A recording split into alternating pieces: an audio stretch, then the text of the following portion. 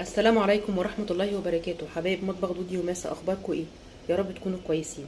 تعالوا نعمل مع بعض النهارده صينية مكرونة بالبشاميل تحفة، هتعجبكم ومش هتبطلوا تعملوها. وتعالوا نشوف هنعملها مع بعض ازاي. اول خطوة هنعملها، جبنا معانا حلة وفيها مية، وبسيب المية تغلي وانزل عليها بشوية زيت صغيرين خالص،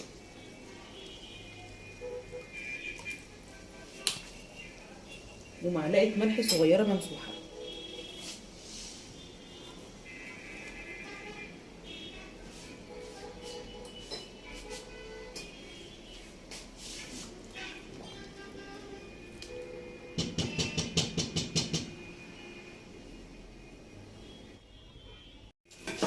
وبعدين هنزل بالمكرونة بتاعتي، مكرونة قلم حوالي 800 جرام.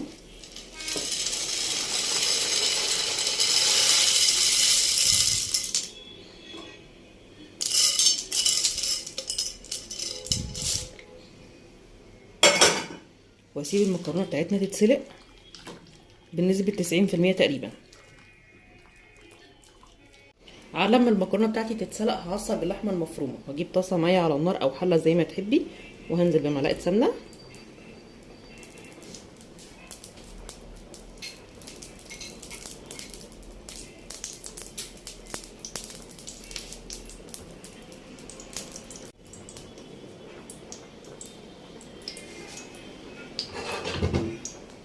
وهنزل عليهم ببصلايه كبيره متقطعه،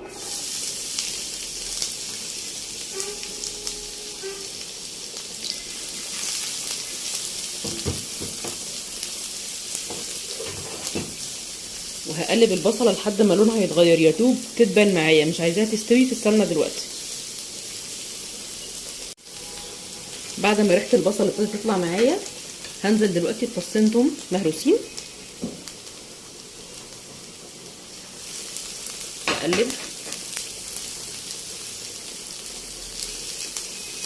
كده. البصله دبلت شويه معايا، لونها ابتدى يتغير. هنزل عليها ب 500 جرام من اللحمه المفرومه،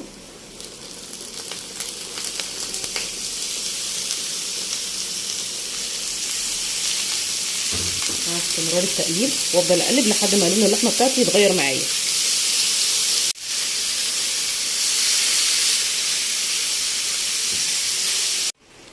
هنا اللحمه المفرومه لونها غير معايا خالص. هبتدي احط الخضار بتاعي، ودي خطوه اختياريه: طماطمايه، جزرايه، فلفلايه.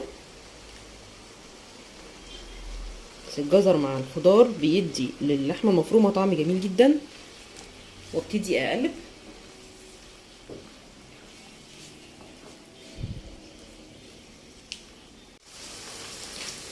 وهنا اخر خطوه انزل بالتوابل بتاعتي: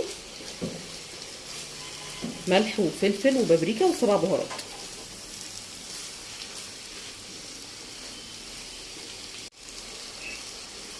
وكده اللحمه ابتدت تنزل السوائل بتاعتها اللي هتستوي بيها بدون اضافه اي زوايد تانية.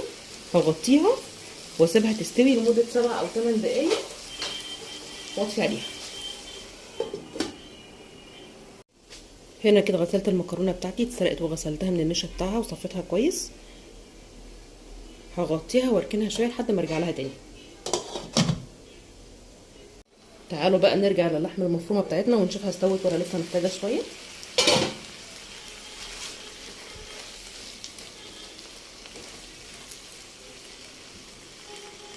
ريحتها دمار شامل. تمام تمام تمام. ونطفي عليها النار ونقول لها شكرا. يلا بينا نعمل البشاميل. هنا معايا 4 معالق كبار من السمنه، هنزل بيهم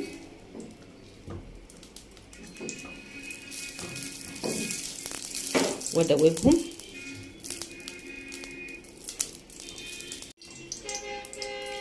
بعد ما السمنه دابت معايا، هنزل ب4 معالق كبار من الدقيق، وابتدي اقلب السمنه مع الدقيق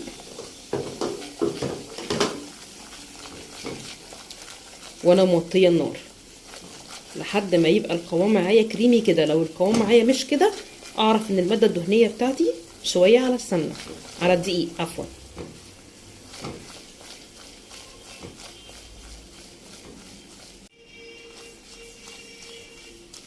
وهنا هبتدي انزل بلتر من الحليب البارد، البارد بدرجة حرارة الغرفة، مش البارد اللي هو خارج من التلاجة، مع استمرار التقليب.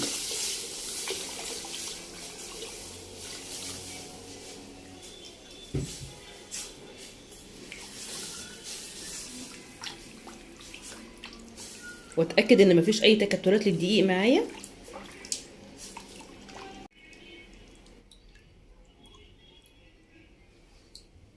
استمرار تقليب البشاميل خطوة مهمة جدا عشان ما يكلكعش معايا. وهنا هبتدي انزل بالملح والفلفل الاسمر ومكعب مرق الدجاج، ودي اختيارية بس هي بتعزز الطعم جدا.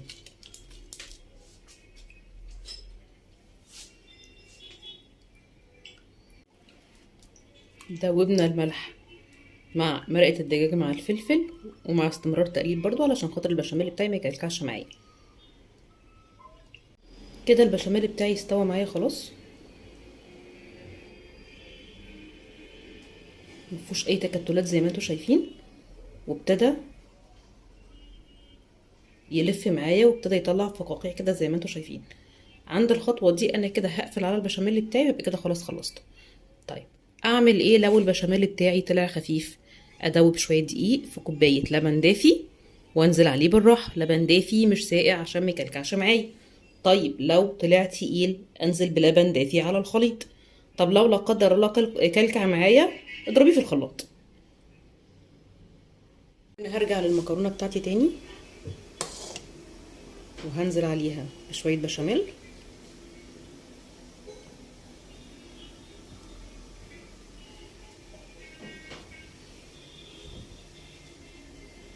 وهقلب المكرونه مع بعض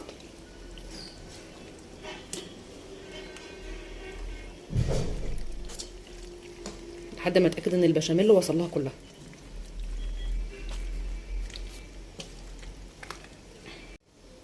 وجبت معايا القارب بتاعي، هنزل بمعلقه بشاميل في الارضيه وابتدي اوزعها في الصينيه كلها.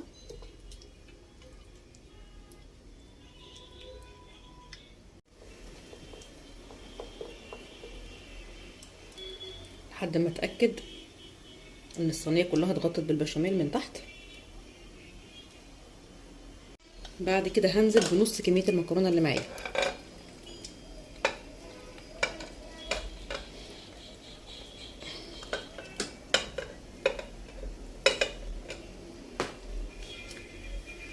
وابتدي اسويها في الصينيه.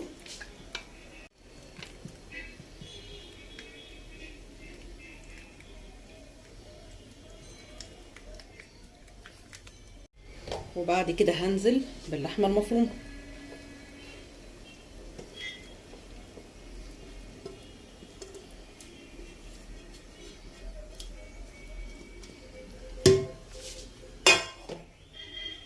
واوزع اللحمه المفرومه بتاعتي على المكرونه.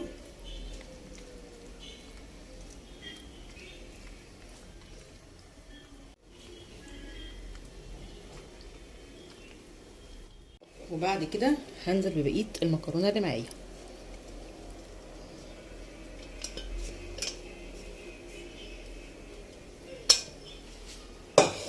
واوزعها على الصينيه.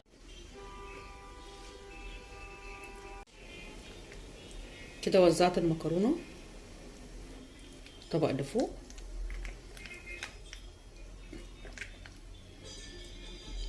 وسويت الاطراف بتاعتها. وتعالوا ننزل عليها بالبشاميل ونقول بسم الله.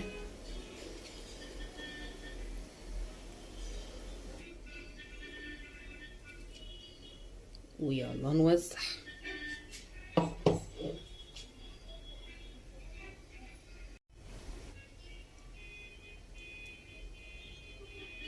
كده وزعت البشاميل وغطيت وش المكرونه كله، اتاكدت ان مفيش اي جزء من المكرونه ظاهر.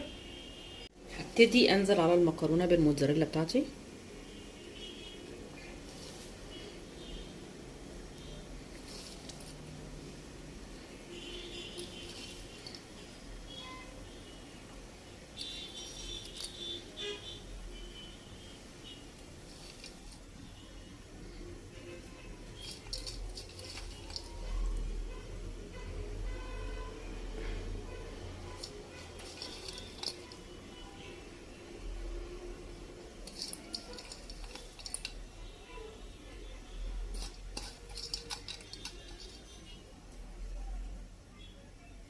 وادخلها الفرن على تحت الاول. اول ما تتمر من تحت اولع عليها من فوق.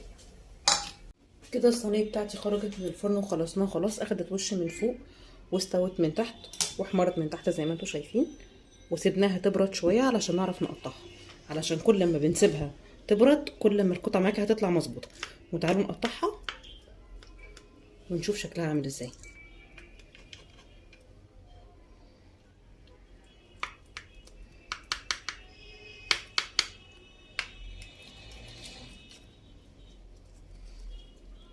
ونقول بسم الله.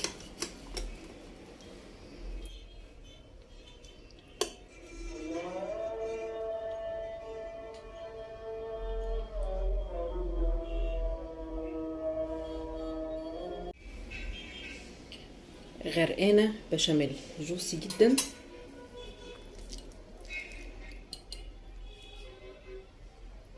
وطعمها رهيب. لو عجبتكم الوصفه بتاعتي النهارده ما تنسوش تضغطوا على زرار اللايك وتشتركوا في قناتي قناه دودي ماسه كيتشن. ولحد ما نتقابل الفيديو الجاي ان شاء الله، اسيبكم في رعايه ربنا وامنه. السلام عليكم ورحمه الله وبركاته.